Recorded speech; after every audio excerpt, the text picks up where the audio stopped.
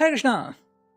तो आज का टॉपिक है अभी इस वक्त की उनकी दिल की बातें, करंट फीलिंग्स। ठीक है, नए दिन की नई शुरुआत। सो लेट्स कनेक्ट, जानते हैं क्या है उनके दिल की बातें और क्या असर पड़ा है उनका आपके ऊपर। ठीक है, लेट्स कनेक्ट। चलो देखते हैं। सबसे पहले हम टैरो को, बाद में देखेंगे फेरी टेल ओरेकल को। ओके चलो करते हैं कार्ड्स की शफलिंग। Here we go. पहला कार्ड मिल चुका है एंड दो तीन कार्ड और ले लेते हैं हम। ठीक है, हम करते हैं वन बाय वन रीडिंग की शुरुआत। सो ये लेते हैं कार्ड्स एंड रखते हैं यहाँ पे। ठीक है, आई थिंक आपको काफी सही व्यू नजर आएगा। सो यस, पहला कार्ड मिला है किंग ऑफ वॉन्ड्स का। फायर साइन आ गया यहाँ पे। तो हम कह सकते हैं कि यस, थोड़ा सा ईगो तो है अभी इस वक्त इस पर्सन के दिल और दिमाग में छाया हुआ। ठीक है, क्या है ये, ईगो या फिर अहंकार? आई थिंक कई बार हमें लगता है कि भाई मैं जो कहूँ वो होना ही चाहिए, है ना। कई बार हमें लगता है कि भाई सारे लोगों ने मेरी बात माननी चाहिए। और ये अहंकार एक्चुअली ये व्यक्ति जिस पोजीशन के ऊपर है वहाँ से भी आता है। जैसे कि मान ले इस व्यक्ति की कोई ऐसी पोजीशन है कि ये बॉस है, तो बॉस का कहना सभी को मानना होता है। तो ये अहंकार आता है कि सब लोग, फिर चाहे ये अहंकार घर में भी आता है या फिर जिनसे हम प्यार करते हैं उनके ऊपर भी आता है कि अगर मैंने कहा तुम्हें मुझसे मिलना है तो मिलना ही है, कॉल करना है तो करना ही है, तो वो चीज़ें यहाँ पे आती हैं। लेकिन हाँ, जैसे कि हम देखते हैं कि ज़िंदगी में बहुत सारा उतार चढ़ाव आता है। तो अगर एक बार ये अपने कुर्सी से निकल जाए तो इनको समझ में आएगा कि ये जो अहंकार है ये किसी काम का नहीं होता, है ना। लेकिन दूसरी बात यहाँ पे क्या आती है, कहीं ना कहीं ये बात होती है कि मे बी ये व्यक्ति अकेला महसूस करता है सारे लोगों से, बिकॉज चापलूसी करने वाले ही लोग आसपास हैं एंड एक सिर्फ ऐसा ही व्यक्ति है जो इनके दिल की धड़कन को समझता है और इसीलिए वो आपसे कनेक्ट करते हैं कि भाई आप ही एक हो जो मुझे समझते हो।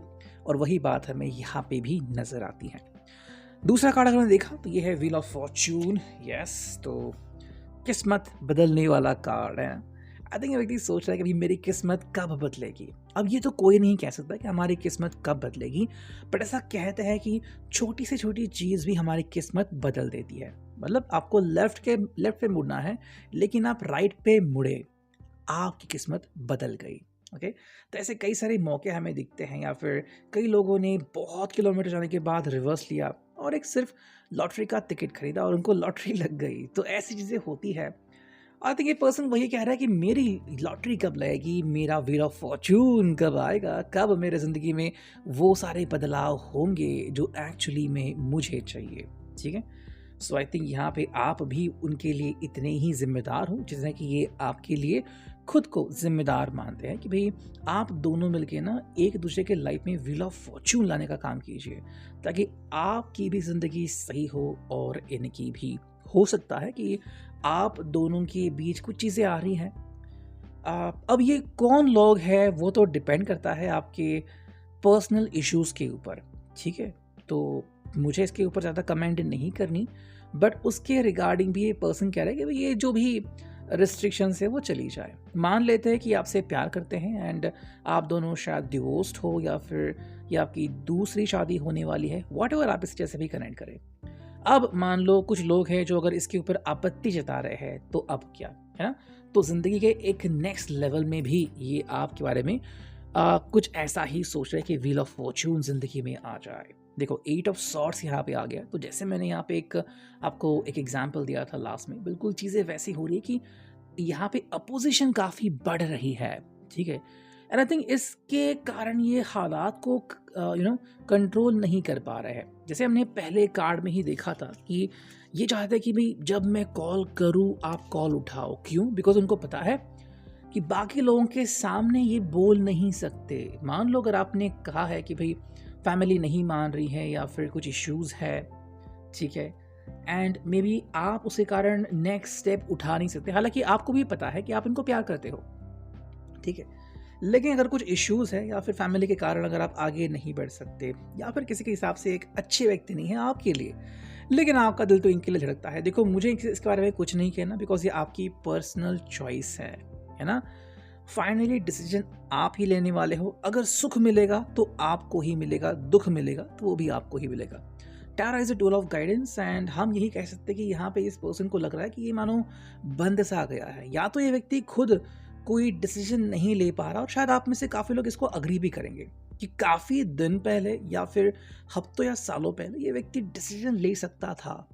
मान लो आपकी शादी हुई है और ये पर्सन की ज़िंदगी में कुछ बवाल आ चुका है, फैमिली ठीक से बर्ताव नहीं कर रही, तो अगर ये एक नया घर ले लेते तो शायद चीज़ें बदल जाती, बट उन्होंने अब तक डिसीजन नहीं लिया, है ना। तो ऐसी चीज़ें होती हैं जहाँ पे व्यक्ति खुद कोई डिसीजन नहीं लेता, और दूसरी बात, या तो डिसीजन लेने के माइंड सेट में नहीं होता, तो वो भी चीज़ें यहाँ पे काफ़ी मैटर करती हैं। चलो हम एक दो कार्ड और ले लेते हैं, ठीक है। यस, चौथा कार्ड मिला है। आई थिंक ये सिर्फ 4 कार्ड रीडिंग होने वाली है। सो चौथा कार्ड आ गया है 8 ऑफ वांड्स। देखो, ये पर्सन एक्चुअली काफ़ी रास्ते खोज रहा है, ऐसे रास्ते खोज रहा है कि अगर उसे मिले तो काफ़ी बढ़िया रहेगा, लेकिन ये रास्ते कब मिलेंगे, कैसे मिलेंगे, ये उसको भी खुद नहीं पता। वही रीज़न है कि क्यों ये व्यक्ति आपको इतनी कोशिश करता हुआ नज़र आता है, बट फिर भी ये सही डिसीजन लेने में इनकेपेबल है, ठीक है। मतलब जैसे कि मान लो ये 8 लकड़ियाँ हैं, इनमें से कौन सी लकड़ी उठानी है। एक आपने वो कहानी सुनी होगी कि 3 कुल्हाड़ी सामने रखी जाती है, इनमें से कौन सी कुल्हाड़ी तुम्हारी है। वैसे ही आई थिंक ये पर्सन जज नहीं कर पा रहा है, एंड चीज़ें ऐसी हैं कि क्या करे क्या ना करे। बिकॉज देखो, एक तो है उसका खुद का ओपिनियन, लेकिन अगर मान लो आपको उसका ओपिनियन पता है और वो पसंद नहीं है, आप उसको नहीं एक्सेप्ट करते या फिर नहीं पसंद करते, आपके हिसाब से एक अच्छा सोल्यूशन निकाल सकते हैं। लेकिन अगर अच्छा सोल्यूशन निकालना है तो किसी ना किसी का दिल तो दुखेगा। अगर आपके खिलाफ गए तो फैमिली खुश, आप एंग्री। अगर उनके खिलाफ गए तो आप खुश, फैमिली गुस्से में। तो वो चीज़ें हमें यहाँ पे फिलहाल तो दिखाई देती है। अब चलो हम देखते हैं यहाँ से हमें क्या रीडिंग मिलती है। देखो, पहला ही कार्ड मिला है कंसोलिडेशन। साथ मिलके एक कोई ना कोई टीम बनाए और कोई ना कोई एक सोल्यूशन निकाले, यही फिलहाल जज्बात है इस पर्सन के। बिकॉज आई थिंक अकेले इस पर्सन को बहुत ज़्यादा स्ट्रेस हो चुका है, ये अकेले सोच नहीं पा रहे हैं। बिकॉज बार बार वही घूम के आ रहे हैं, सवाल वही है, एंड जवाब इनको नहीं पता, और जो जवाब इनको मिल रहा है वो आपको पसंद नहीं। तो बातें यहाँ पे घूम रही है। दूसरा अगर हम कार्ड देखें यहाँ पे, चलो ओके, 2 कार्ड आ चुके हैं। देखो, पहला कार्ड आ गया सडन रियलाइजेशन। अचानक कुछ चीज़ों का आभास हो जाना कि भाई ये तो हो सकता है। क्या है? रोमांटिक फीमेल, ठीक है।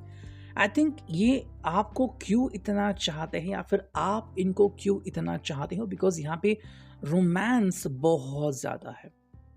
हो सकता है अब इस वक्त इस पर्सन को आपकी बहुत ज़्यादा याद आ रही है, और अगर हम टेलीकाइनेसिस, मतलब आप एक तरह से कहो कि एक्स्ट्रा पावर की बात करें, तो मे बी अगर ये अपने सपने में भी हैं तो भी आपके ही बारे में सोच रहे हैं। ऐसी बात है जो ओपनली आपसे नहीं कह पाते, या फिर फैमिली से भी नहीं कह पाते, बट आपके साथ उनका एक रोमांटिक कनेक्शन है, और वो रोमांटिक कनेक्शन इनको आपसे जोड़ता है और इनके रोज़मर्रा के नेगेटिव साइकिल से दूर लाता है। एट द एंड जो कार्ड मिला है वो है फैमिली। तो हाँ, हम कह सकते हैं कि भाई सारा कुछ घूम फिर के आता है फैमिली के ऊपर।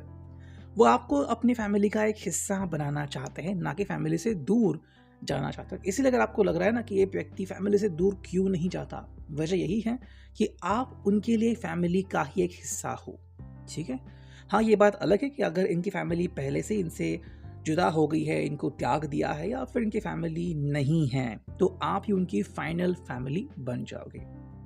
उनके फ्रेंड्स भी यहाँ पे आएंगे जिन्होंने हर बार इनकी मदद की है, इनको सपोर्ट किया है, बट एट द एंड हम यही कहना चाहेंगे कि आप उनके फैमिली का अगर हिस्सा बनते हो तो ये बहुत खुश हो जाएंगे। तो ये था आज का अभी का रीडिंग।